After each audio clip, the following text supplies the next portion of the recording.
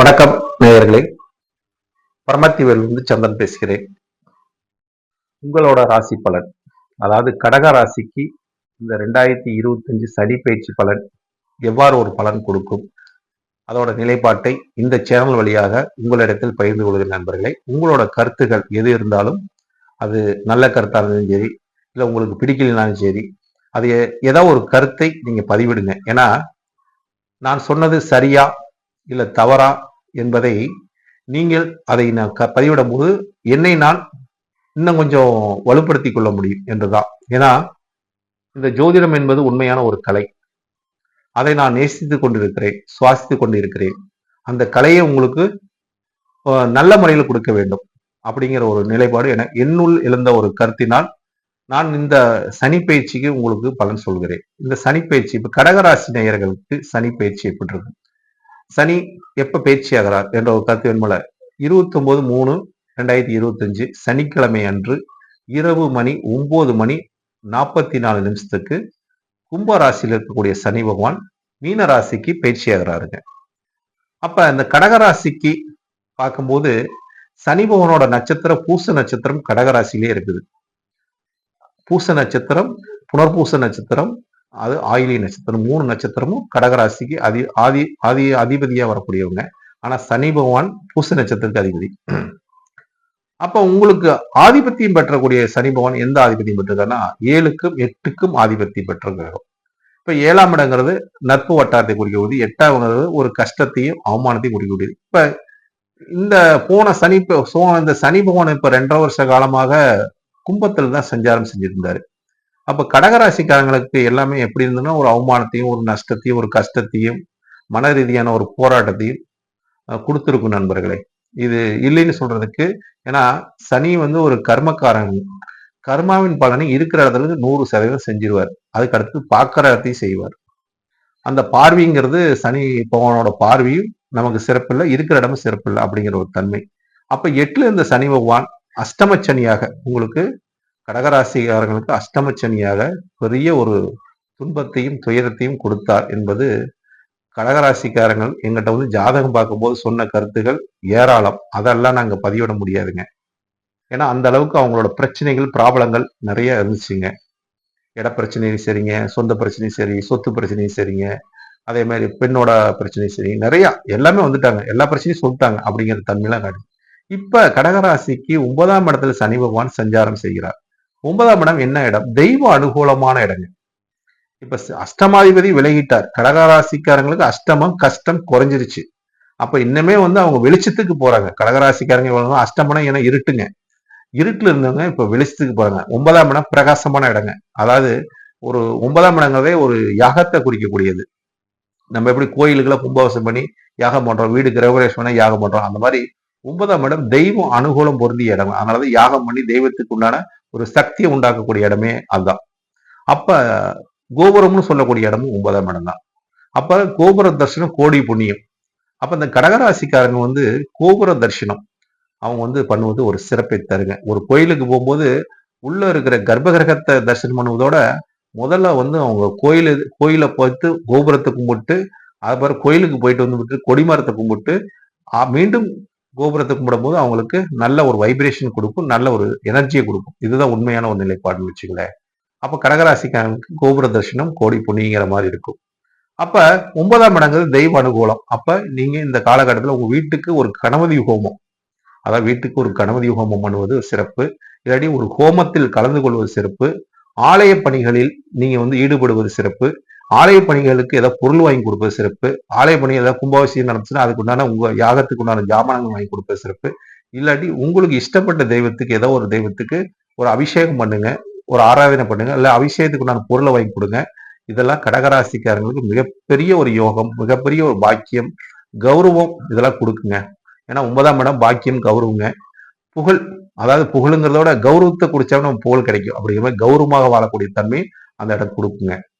அப்ப இந்த ஆதிபத்தியத்தை சொல்லிட்டேன். இப்ப கடகராசிக்காரங்களுக்கு இந்த சனி பகவானோட பார்வை பார்த்தீங்கன்னு வச்சுங்க, லாபஸ்தானத்தை பார்க்குதுங்க. அதாவது 3ஆம் பார்வையாக 9ஆம் இடத்துல இருந்து 3ஆம் பார்வையாக கடகராசிக்கு 11ஆம் இடத்தை பார்க்குது.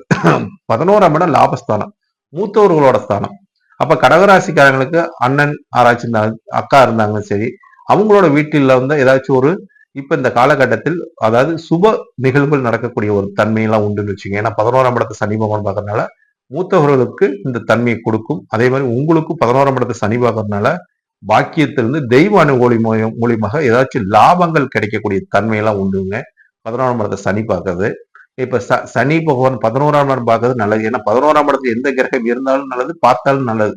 அவங்களோட ஆசைகள் பூர்த்தியாகும், ஆசைகள் ஜெயமாகும். இதுதான் ஒரு உண்மைங்க. அடுத்தது உங்களோட ராசிக்கு 3ஆம் இடத்தை சனி பகவான் பார்க்கிறாரு. 7ஆம் பார்வையாக, அதாவது 9ல இருந்து 3ஆம் இடத்தை. 3ஆம் இடம் இளைய சகோதரை குறிக்கக்கூடிய இடம், இளைய சகோதரியை குறிக்கக்கூடிய இடம். இதுதாங்க. அப்போ உங்களோட முயற்சியை குறிக்கக்கூடிய இடம். அப்ப நீங்க ஒரு டைமுக்கு 3 டைம் முயற்சி எடுத்துக்கிட்டே இருக்கணும். முயற்சி ஸ்தானத்துல சனி பகவான் பார்ப்பது முயற்சிக்கு தடையை கொடுப்பார். அப்ப நீங்க முயற்சி எடுக்க வெற்றி பெறலாம் என்ற சொந்த முயற்சி உங்களுக்கு நல்ல பலத்தை கொடுக்கும். அடுத்ததாக உங்களோட சகோதர சகோதரிகள் இருந்தாலும் அவங்களுக்கு சுப நிகழ்வுகள் நடக்கக்கூடிய தன்மை, அவங்க வீட்டோட பிள்ளைகள் இருந்தாலும் அவங்களுக்கு சுப நிகழ்வுகள் நடக்கக்கூடிய தன்மை, அவங்களுக்கு ஏதாவது இந்த காலகட்டத்தில் ஒரு இடம் வாங்கக்கூடிய வீடு கட்டக்கூடிய அமைப்பெல்லாம் இந்த காலகட்டத்தில் உருவாகும் நண்பர்களே. அடுத்ததாக சனி பகவானோட பார்வை கர்ம பார்வையாக உங்களோட 6ஆம் இடத்தை பார்க்கிறார். 10ஆம் பார்வையாக, அதாவது கடகராசிக்கு தனுசு 6ஆம் இடங்க. தனுசு ராசி 6ஆம் இடம். இவங்க மீனத்துல இருந்து 10ஆம் வரைக்கும் 6ஆம் இடத்தை பார்ப்பது மிகப்பெரிய ஒரு பலங்க. ஏன்னா 6ஆம் இடம் வந்து நோயை குறிக்கக்கூடிய இடங்க, எதிரியை குறிக்கக்கூடிய இடங்க, கடனை ஏற்படுத்தக்கூடிய இடங்க, பிரச்சனையை கொடுக்கக்கூடிய இடம் தான். இப்ப இந்த இடமெல்லாம் சனி பகவான் பார்க்கறதுனால உங்களுக்கு இதெல்லாம் வராதுங்க, இதெல்லாம் நடக்காதுங்க, நல்லதே நடக்கும் என்ற ஒரு கருத்தை முன்வைக்கிறேன். 6ஆம் இடத்தை சனி பகவான் பார்ப்பது 10ஆம் பார்வையாக எதிரினால உங்களுக்கு எந்த பிரச்சனையும் இல்லைங்க, எதிரினால எந்த தொல்லையும் இல்லைங்க அப்படிங்கிற ஒரு தன்மை, நோயிலிருந்து நீங்க தப்பிக்கக்கூடிய ஒரு தன்மை. இவ்வளவு நாள் பிரச்சனை இருந்தீங்க, உடல் ரீதியா பிரச்சனைங்க, மருத்துவ செலவு பண்ணிட்டு இருந்தேங்க, இதுல இருந்து உங்களுக்கு விடுதலை கிடைக்கும். அதாவது அது வந்து குறைய ஆரம்பிக்கும், படிப்படியே குறைய ஆரம்பிக்கும் நண்பர்களை மறந்து விடாதீர்கள். இதுதான் கடகராசிக்கு உண்டான இந்த சனி பயிற்சியோட அஷ்டம சனி விலகி இப்ப பாக்கியத்துக்கு சனிமே பாக்கிய சனியாக உங்களுக்கு செயல்படுது. பாக்கியத்தை சனி பகவான் கொடுப்பார், தெய்வ அனுகூலம் மூலியமாக கொடுப்பார் என்றோ எல்லளவு சந்தேகம் இல்லைங்க. அப்ப உங்களோட ராசி அதிபதி யாருன்னு பாத்தீங்கன்னா சந்திரன். அவர் ராசியிலேயே வந்து ஆட்சி, அடுத்தது உச்சம் 11 போய் லாபஸ்தானத்துல. அப்போ உங்களுக்கு இந்த காலகட்டம் எல்லாமே நீங்க நினைச்சபடி நடக்கக்கூடிய ஒரு தன்மை உண்டுங்க.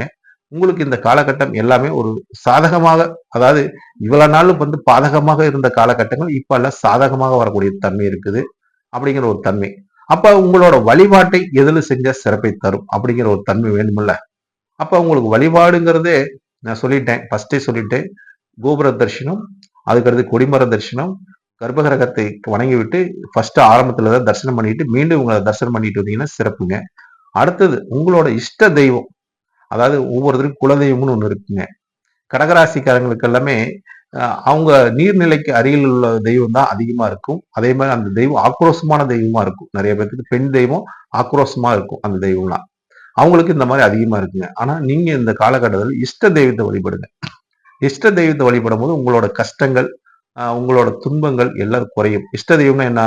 உங்களுக்கு போற இடத்துல ஏதோ ஒரு பக்கம் போயிருப்பீங்க, ஏதோ ஒரு கோயில வழிபட்டு இருப்பீங்க. அந்த கோயில்ல உங்களை அறியாம உங்களுக்கு ஏதாவது ஒரு மாற்றத்தையும், ஒரு சந்தோஷத்தையும், ஒரு நிகழ்வையும் ஏற்படுத்தி இருக்குங்க.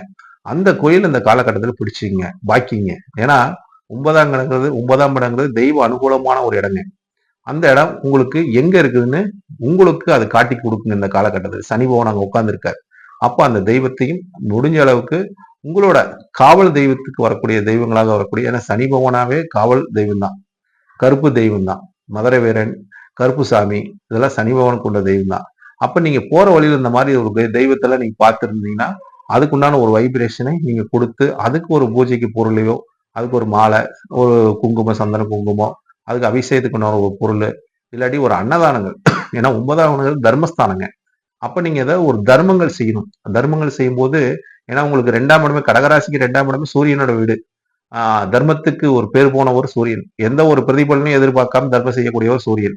அந்த 2ஆம் இடம் தனஸ்தானமான குடும்பம் நல்லா இருக்குங்க. நீங்க தர்ம காரியங்கள் செய்யும் போது, உபகாரணம் செய்யும் போது, தான தர்மங்கள் செய்யும் போது எந்த பிரதிபலனையும் எதிர்பார்க்காம அன்னதானம் செய்யும் போது உங்களுக்கு உங்களோட அஷ்டமச்சனி இப்ப விலகி பாக்கியத்துக்கு போறதுனால பாக்கியம், கௌரவம் எல்லாம் மேலோங்கி இருக்கக்கூடிய தன்மையும், உங்கள் வாழ்க்கையும் பிரகாசமா இருக்கக்கூடிய தன்மையும், தெய்வ அனுகூலத்தினால் உங்களுக்கு மேலும் மேலும் இன்னும் நல்லா இருக்கின்ற ஒரு கருத்தை முன்வைத்து இந்த சேனல் வழியாக உங்களுக்கு இந்த கடகராசிக்கு உண்டான சனி பயிற்சியோட பலனை சொல்லுங்க.